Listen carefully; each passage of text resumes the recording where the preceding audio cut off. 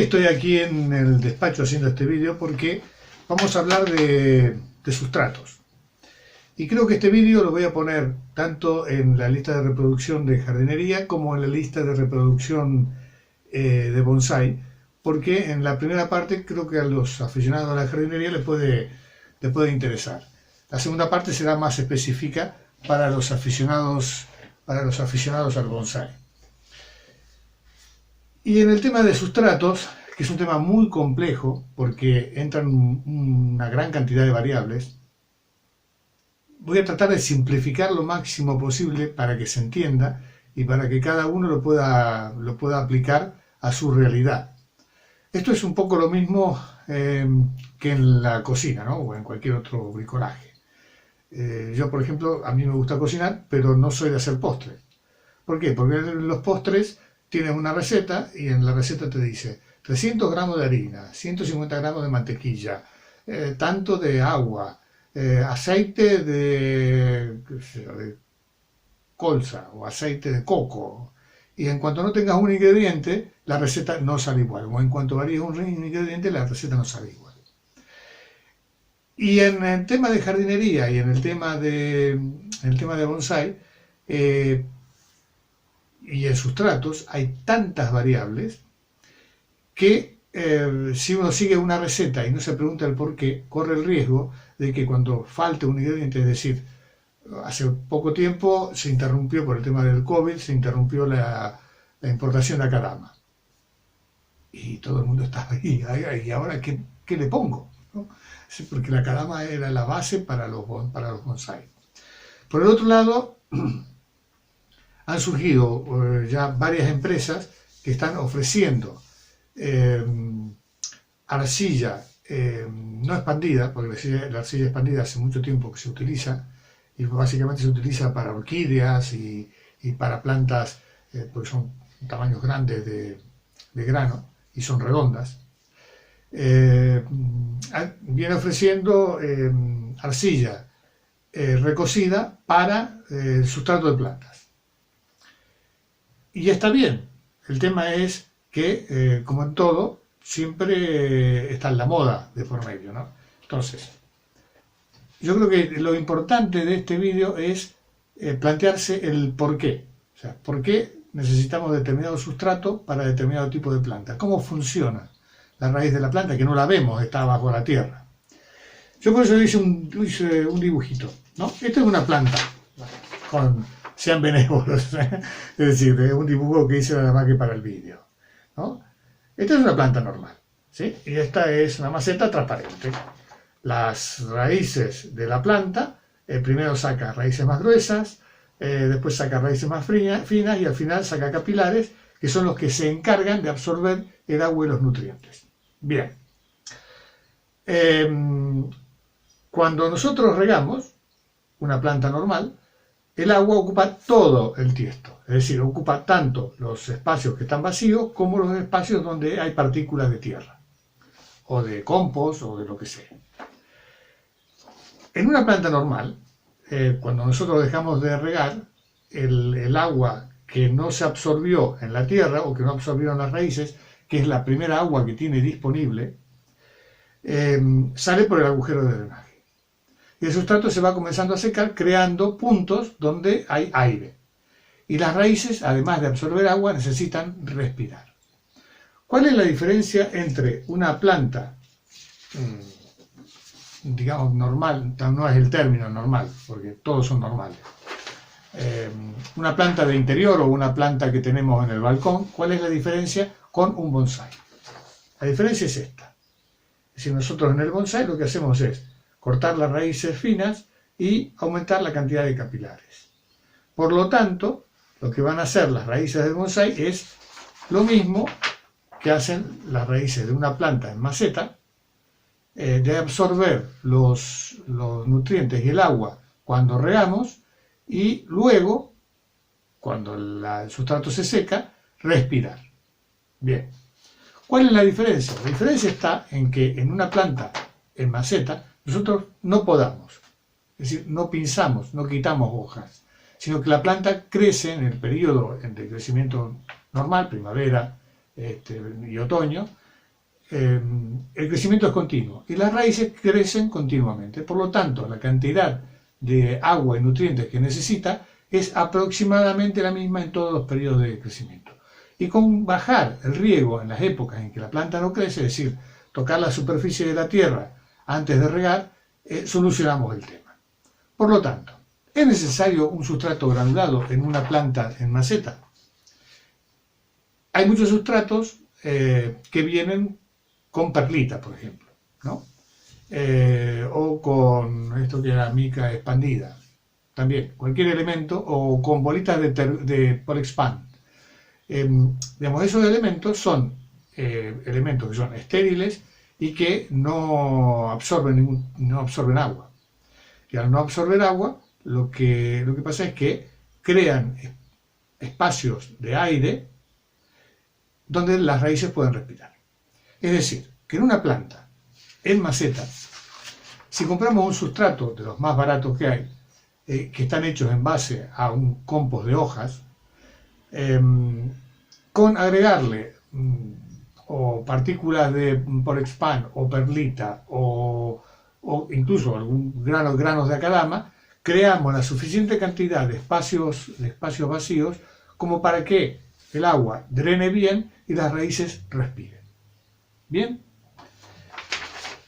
Creo que hasta ahí se entiende. ¿Qué pasa con el tema del bonsái? En el bonsái nosotros pinzamos, ¿sí?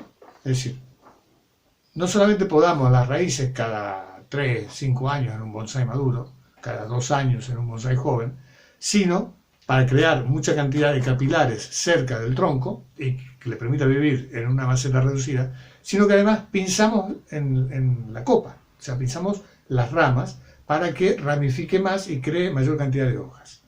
En el momento en que nosotros pinzamos, el árbol se para. Es decir, el árbol dice, ¡ah! Y hasta que crea nuevas yemas, consume menos cantidad de agua. ¿Qué sucede si nosotros le ponemos un sustrato de una planta normal a un bonsái? Es que cuando nosotros pinzamos, las raíces van a seguir encontrando la misma cantidad de agua y van a ser capaces de absorber menos. Por lo tanto, puede producirse un exceso de riego y las raíces pueden podrirse. Esa es la razón por la cual la recomendación es que los sustratos para bonsái sean granulados. La segunda recomendación. Un sustrato para plantas normales normalmente está hecho con un compostaje de productos orgánicos. En la mayoría de los casos se trata de residuos vegetales que se compostan hasta que se pudren y se transforman una parte en humus y otra parte en ácidos húmicos. Cuando nosotros ponemos un sustrato normal en un bonsái, la cantidad de nitrógeno que va a tener ese sustrato orgánico es muy grande. La cantidad de fósforo y potasio es muy pequeña porque está hecho en base a residuos vegetales. Por lo tanto, lo que vamos a obtener es unas hojas más grandes porque tienen más cantidad de nitrógeno, unos entrenudos más largos porque la planta tiende a crecer más rápido y poca floración y poca fructificación. De allí que es la otra ventaja del sustrato inorgánico, del sustrato granulado en los bonsái. ¿Por qué? El sustrato inorgánico no tiene, salvo algo de hierro, algo de azufre, algo de potasio, un poquito, algo de sodio, no tiene, porque es digamos, los sustratos para bonsái, por ejemplo la acadama, es un caolín, es decir, es una arcilla de origen volcánico recalentada para que se endurezca y tiene residuos de lo que sale de la lava de los volcanes. Pero no tiene nitrógeno, no tiene ningún otro compuesto. Por lo tanto, todo lo que nosotros le pongamos como abono al bonsái es lo que va a comer, ¿sí? No tiene otro alimento que el que le pongamos nosotros. Con lo cual, poniéndolo a una planta normal, la cantidad de abono que vamos a necesitar es mayor. Por lo tanto, yo creo que no se justifica utilizar exclusivamente un sustrato de bonsái en una planta en maceta. Lo que sí se puede agregar algún elemento granulado para que el drenaje sea mejor y para que la tierra se mantenga floja, ¿no? Para que no se compacte, especialmente en lo que son plantas de exterior. Bien. ¿Qué sucede en las raíces? Aquí hice un dibujo a ver si se ve. Esto sería, digamos que sería un sustrato granulado aumentado, ¿no? De tamaño. Y lo que va en rojo son las raíces capilares. Las raíces capilares van a ir penetrando por dentro del sustrato. Cuando reguemos el agua que queda en los espacios entre medio de los gránulos, va a ser la primera que va a absorber el árbol. Y luego, digamos, como los gránulos son de un elemento poroso que retiene agua, cuando necesite agua y no haya agua en los espacios intersticiales de los gránulos, irá a chuparlo de los granos que son porosos. Por eso, un sustrato de bonsái debería contener una cierta proporción de un elemento poroso, que en este caso básicamente es la kadama. Bien, si le ponemos todo a kadama y ya está, solucionamos el problema. Bueno, el problema de poner todo a kadama es que los gránulos de kadama chupan agua, es decir, se llenan de agua. Por lo tanto, en algunas especies, y aquí ya tenemos otra variable, depende de la especie, vamos a necesitar un elemento que solo sea drenante, o que sea lo máximo posible drenante, como puede ser la Kiryusuna o la piedra volcánica. La Kiryusuna, que en realidad es una arena de río japonesa, puede ser reemplazada tranquilamente por una arena de río gruesa de cualquier río, mientras no tenga sal. Pero tiene un pH relativamente bajo, o sea, un 6,2 más o menos, y la kadama un 6,8 o 7, o sea que es neutra. Por lo tanto, en algunas especies que necesitan tierra más bien alcalina, lo que puede pasar es que baje demasiado el pH. Esto se puede solucionar tranquilamente agregando carbón a la mezcla de cultivo. El carbón lo que hace es levantar el pH. Es decir, como ven, hay un montón de variables, ¿no? Y esto también se sabe con la práctica.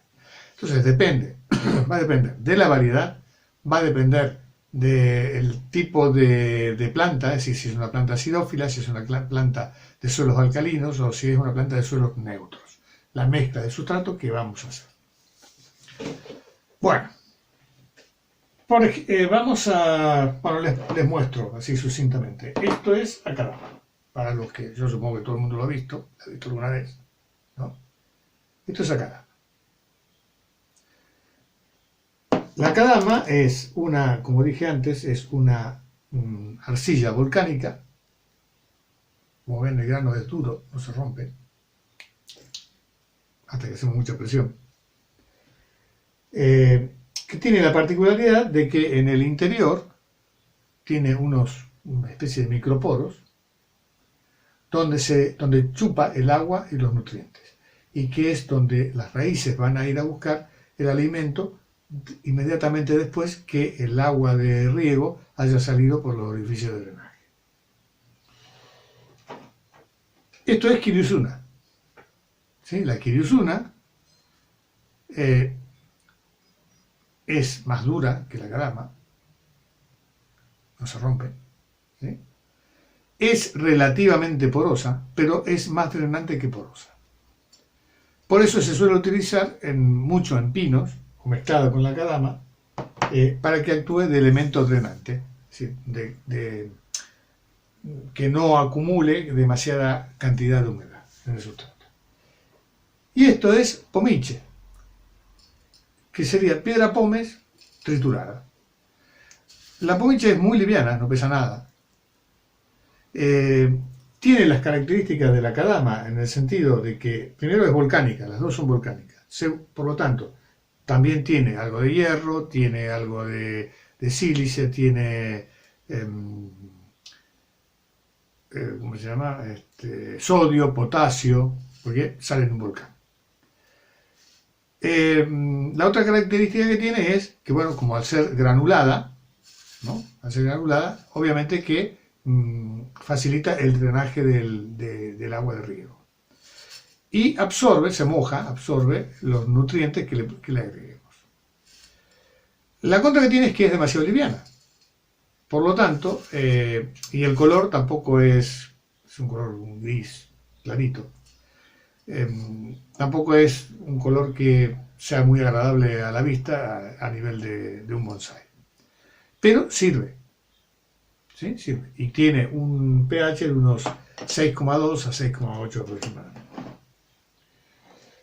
Y después tenemos, que yo no se las puedo enseñar, porque como no cultivo azaleas, ni camelias, ni gardenias, no utilizo, que es la canuma. La canuma tiene la característica de ser liviana como la pomiche, como la piedra pómez.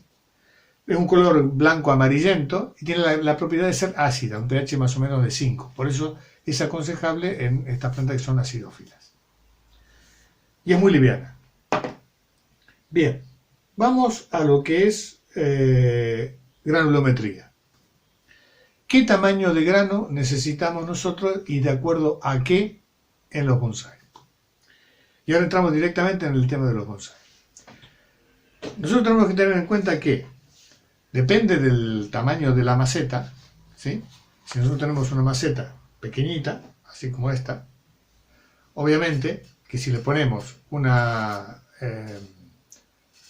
un tamaño de este tipo 6 milímetros, 5 milímetros de diámetro promedio, el agua va a entrar y inmediatamente va a salir. Y solo va a quedar la poca agua que absorben los gránulos del material que le hemos puesto. Y como la maceta es pequeñita, se va a resecar muy rápido. Por lo tanto, en macetas muy pequeñas tenemos que reducir la granulometría del material que le pongamos, independientemente de cuál sea.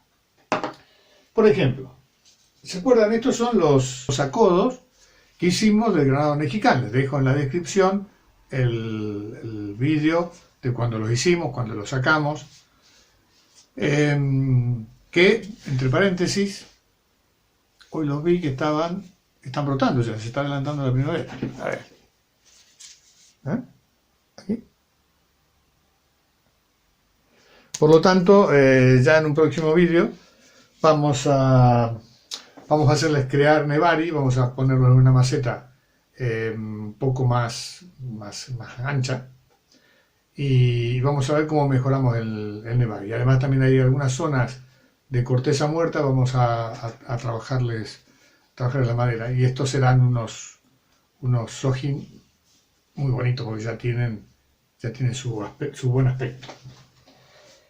Y volviendo al tema de los sustratos de plantas normales. Estos ¿se acuerdan? Son los calistemus, algunos de los calistemus que hemos hecho de qué. Estos son los que están en el vídeo, también les dejo en la descripción. Estos están plantados en sustrato normal.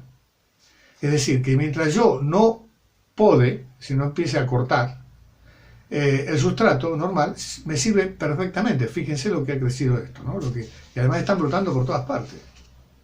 Es decir, que el sustrato normal sirve y es bueno. Tenemos que manejar el riego. Ahora, en cuanto yo empiece a podar, si mantengo este sustrato y mantengo el mismo sistema de riego, obviamente que el calistemum va a tener exceso de agua y puede morirse por podredumbre en las raíces. Bien. Bueno, les decía, estos los acodos de granado mexicano. Estos están plantados en acadama fina, es decir, en un grano pequeño como este. ¿Por qué? Porque las macetas son reducidas y lo que necesitábamos era mantener un cierto grado de humedad para que desarrollaran una buena cantidad de raíces. Y las macetas son relativamente pequeñas. ¿Cómo hacemos con el tema de la granulometría? Es decir, árboles sojín, o sea, hasta 18 centímetros, 16, 18 centímetros de diámetro o de largo y unos 2-3 centímetros de profundidad, vamos a necesitar granos pequeños, entre 0,5 y 1 milímetro. ¿Cómo obtenemos eso? Si nosotros tamizamos la calama o cualquier otro elemento que utilicemos, la pomiche, la kiruzuna, la tamizamos. Este es el tamiz, viejo tamiz, ya está incluso un poco abollado aquí, porque ya tiene sus años. Y los tamices vienen normalmente con 3, ¿sí? 3 grados de tamiz. Este sirve para quitar el polvo. ¿Por qué debemos quitar el polvo? Es muy simple. Porque el polvo lo que haría sería meterse en todos los espacios libres donde la raíz debería respirar y tapar esos espacios, y por lo tanto la raíz no respiraría. Sería igual que si pusiéramos turba, que si le pusiéramos un sustrato normal. Por lo tanto, lo primero que tenemos que hacer a cualquiera de estos elementos que utilicemos es quitarle el polvo. El segundo, si nosotros tenemos macetas pequeñas, digamos, tipo sojín, como serían las que serían para estos árboles, necesitamos una granulometría entre 0,5 y 1,5 más o menos de diámetro. Para eso está este segundo tamiz. Si fijan los cuadraditos, cada cuadradito debe medir de 0,2, 0,3 centímetros. Por lo tanto, lo que pasará cuando tamizamos el sustrato es solamente lo que tenga ese tamaño. Ya le hemos quitado el polvo, por lo tanto polvo no habrá, y para un tamaño sojín o para poner de cobertura antes de poner musgo, utilizaremos este tamiz y nos dará esta granulometría de producto. Siguiente, para macetas entre 20 centímetros y 40 centímetros, que es la más habitual, digamos, los bonsai más normales, que son los bonsai que se pueden levantar con una mano o al sumo con 2 manos, pero que es una maceta de este tamaño. Necesitamos una granulometría que va entre el 1,5 o el 1 con milímetros, estamos hablando de milímetros, de sojín, hasta el 4 o 5 milímetros, serían medio centímetro. Y para eso tenemos este otro tamiz, ¿sí? Más o menos tiene 5 milímetros. Cada cuadradito tiene aproximadamente 5 milímetros. Tampoco está muy usado, ¿eh? Por lo tanto algunos se han puesto así. Para macetas mayores, que ya son un poco las más raras, necesitaremos una granulometría superior a esta. Sí, va entre 0,5 centímetros hasta 1 centímetro de diámetro. Y en macetas grandes lo que deberemos hacer es, en el fondo de la maceta, colocar la capa más gruesa, y a medida que vamos subiendo ir reduciendo, es decir, después de la mitad de la maceta hacia arriba, colocar una granulometría entre 1,5 y 5 milímetros, y en la parte superior a cada más fina para agregarle el musgo. En macetas entre más o menos 20 y 40 centímetros no es necesario hacer esta graduación de ir poniendo capa más gruesa abajo. ¿Por qué? Porque el tamaño de la maceta no da, y el alto no da como para hacer tantas capas de granos diferentes. Bien, tipos de mezcla de bonsai para los diferentes árboles. No hace mucho tiempo yo trasplanté fue en plena época, en plena crisis del COVID, donde no había calama, era bastante complicado. yo trasplanté un olivo con Kiriusuna y pomice. Y un aficionado dijo, no, Kiriusuna y pomice no, tiene que ser Akadama y Kiriusuna.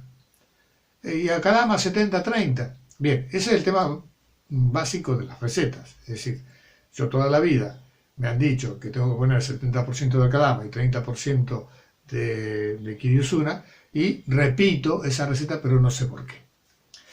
La Kiriusuna tiene un pH entre 6 y 6,8, pero más tirando a 6 que 6,8. Por lo tanto, es un poco ácida. La Akadama tiene un pH entre 6,4 y 6,9 o 7, por lo tanto es prácticamente neutra. Si yo mezclo estas dos cosas, quizás obtenga un pH de unos 6,5, que posiblemente para un olivo sea un pH bajo, porque el olivo es de tierras más bien alcalinas, por lo tanto tiene que estar por arriba de 7. ¿Qué pasa? Para eso hay unas bandas, ¿no?, en los cuales yo hago la mezcla de, por ejemplo, Akadama, y hago con Kiriusuna, la saturo en agua, un poquito para probar, pongo una tirita, y esa tirita me marca cuál es el pH de la mezcla. Es decir, cuando se impregnan con agua, lo que hacen es soltar alcalinidad o acidez. Y esa tirita me va a marcar si es ácida o alcalina. Hay Kiriusunas que son más ácidas y Kiriusunas que son más alcalinas. Hay Akadamas que son más alcalinas y Akadamas que son más ácidas. Por lo tanto, eso es algo que yo no puedo saber. Lo que yo necesito saber es qué pH necesito para qué planta. En el caso del olivo necesito por arriba de 7. Es sencillo.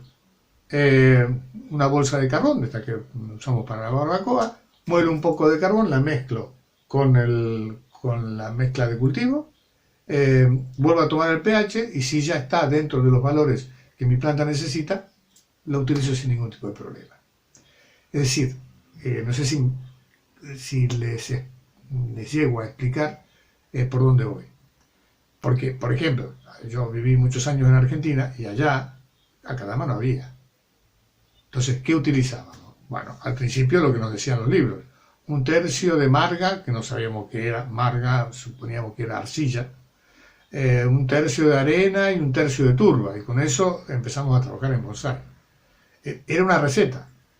Después vimos de que obviamente los resultados no eran los mejores y empezamos a averiguar, a investigar, y creo que hemos sido uno de los primeros, en su momento estamos hablando hace más de 20 años, en utilizar el ladrillo molido, porque es lo más parecido a la Akadama, es decir, esa arcilla que se ha recocido y que es el que se utilizaba para hacer las casas, ¿no? Y además tiene un poco de guano mezclado y por lo tanto tiene algo de nitrógeno y tiene algo de fósforo y algo de potasio. Y creo que fuimos uno de los primeros que empezamos a utilizar ese tipo de cosas, porque bueno, no había. Y lo que queríamos era lograr que nuestros árboles desarrollaran como desarrollaban los árboles en Europa o desarrollaban los árboles en Asia. Por otra parte, depende mucho del tipo de árbol. Yo no he visto ningún bonsái chino que venga con Akadama. No, los chinos no cultivan en Akadama. A lo sumo, lo que se puede encontrar es arena, un sustrato negro que es muy probable que sea parte turba y parte compost, y ya está. Y la mayor parte de arcilla porque se cultivan en el campo.